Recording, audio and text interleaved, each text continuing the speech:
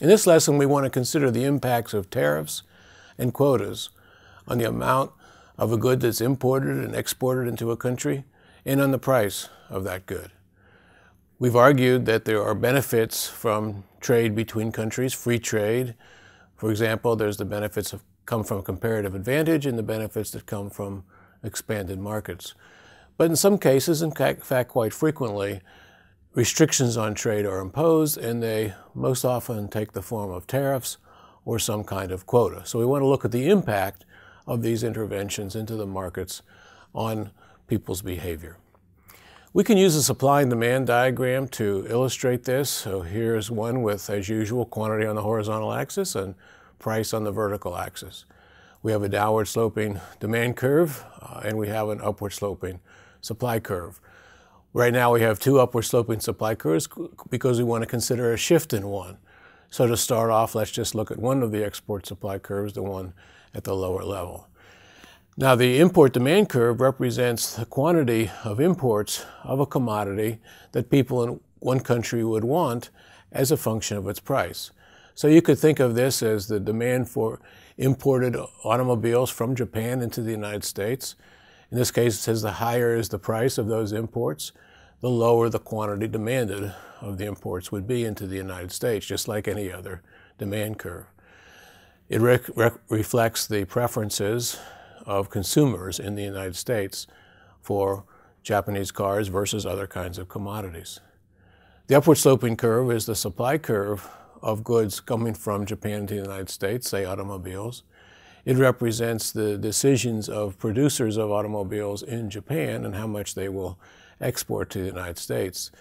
The higher the price they can get for those exports to the United States, the more they will produce for export. And so exports goes up as a result. The quantity of goods exported for supply increases as the higher price attracts more exports.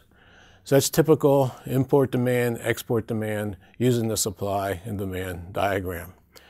Now we would predict that in the market equilibrium we'd have a price at the intersection of the two curves, and indeed our initial prediction is that the quantity of goods exported into the United States or imported from Japan into the United States would be at the intersection of the curves, and the price without a tariff would be at the intersection as well, as indicated on the diagram, the vertical axis of the diagram over on the left.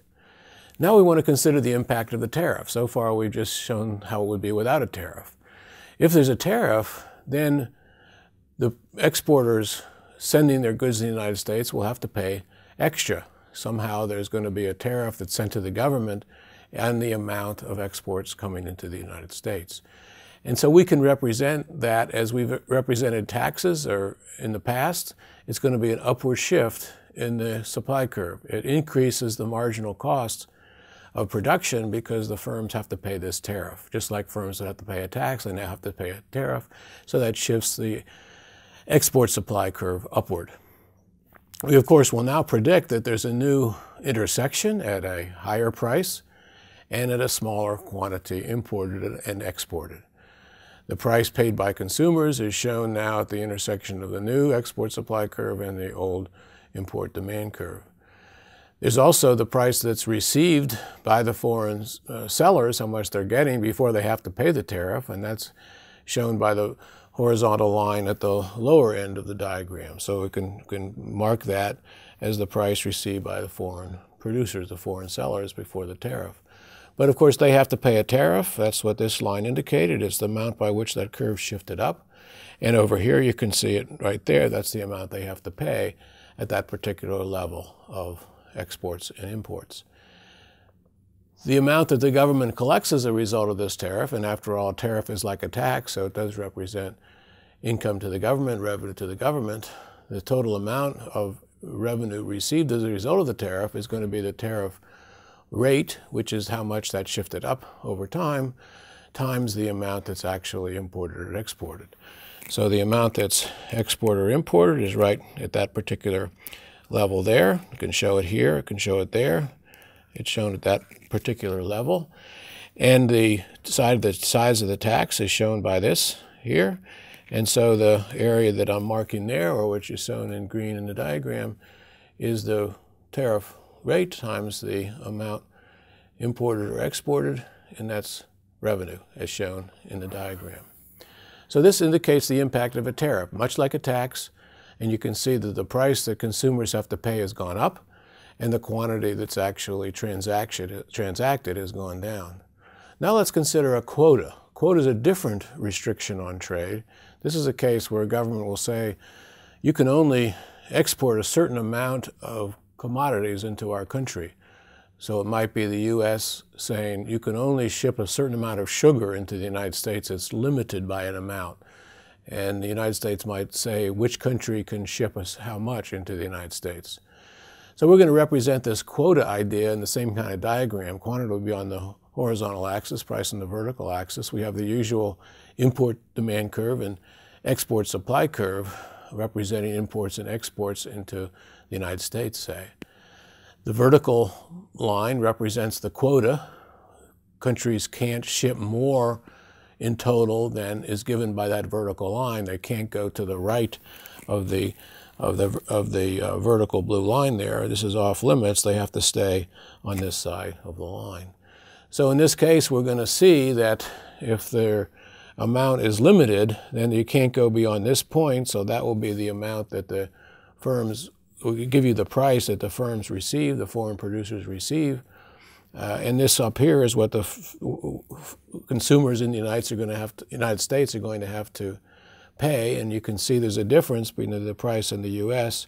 and the price that the foreign firms are getting. You can think about it as the difference between the two is due to the size of that quota. Again, the intersection up here gives you the price paid by U.S. consumers.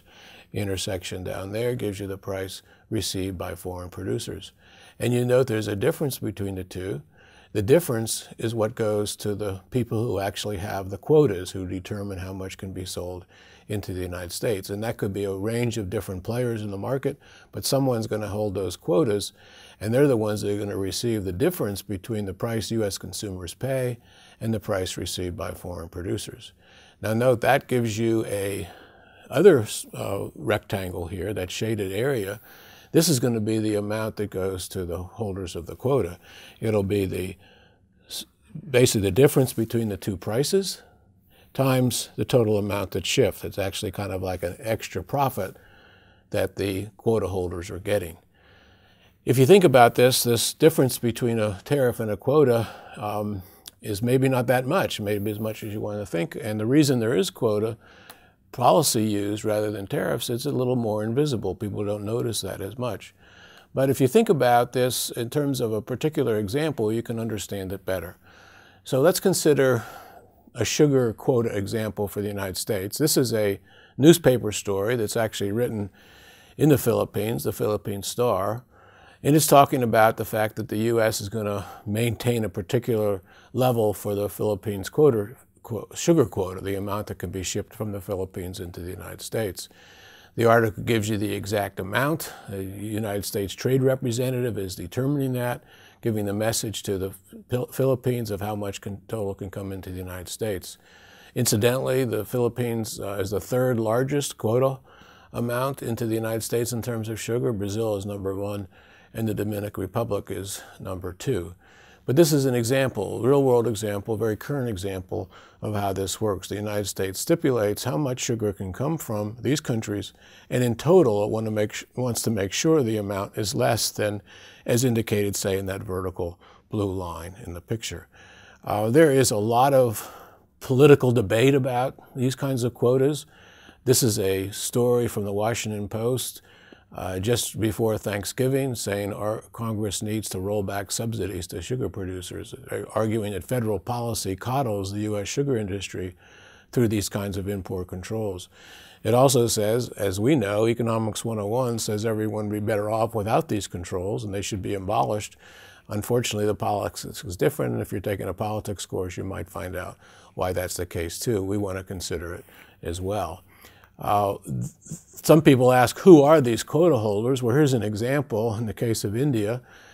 In this case, there's a government agency, an agency that's been put together in India called the Indian Sugar and General Industry Export-Import Corporation. And they're the ones that enforce the quota, enforce the fact that the United States only allows a certain amount of sugar coming from India.